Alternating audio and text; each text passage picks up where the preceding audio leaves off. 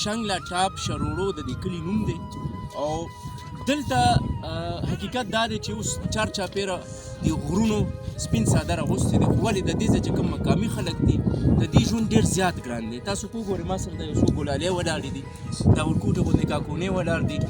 دې د اوبه د ډېر لرې نه راوړي. بچې دا اوبه تاسو د کوم ځای نه راوړئ؟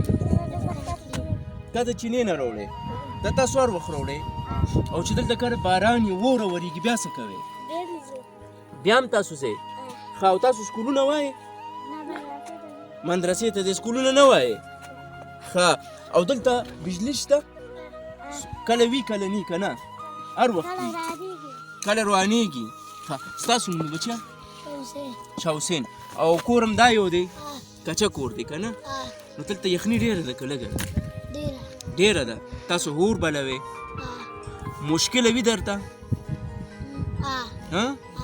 ښه او بیا ګرمۍ کې خو دلته ښه یخني وي که نه؟ ګرمۍ کې خو موسم ښه وي.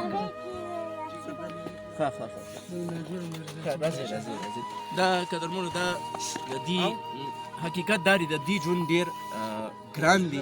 زه موږ په جنتونو کې اوسېږو، په جنت کې په دې اوسېږو چې دلته دا یو مریض تېر شو نو سوچ کوئ چې په دې چار چاپېره غرونو کې دی به مریض سره څه کوي. موږ تقریبا دا څه ګینټه شو چې موږ په دې غر کې روان یو او لا د لارې سر نه معلومېږي. نو د الله پاک شکر وباسئ او په دې خبره باندې خوشحاله شئ چې موږ له الله پاک په ښار کې او په هغه کورونو کې ډېر ښایسته ژوند راکړی دی، ځکه چې د دې ګلالو د دې ژوند ډېر زیات مشکل دی. ما سره اوس یې مخکې ځو.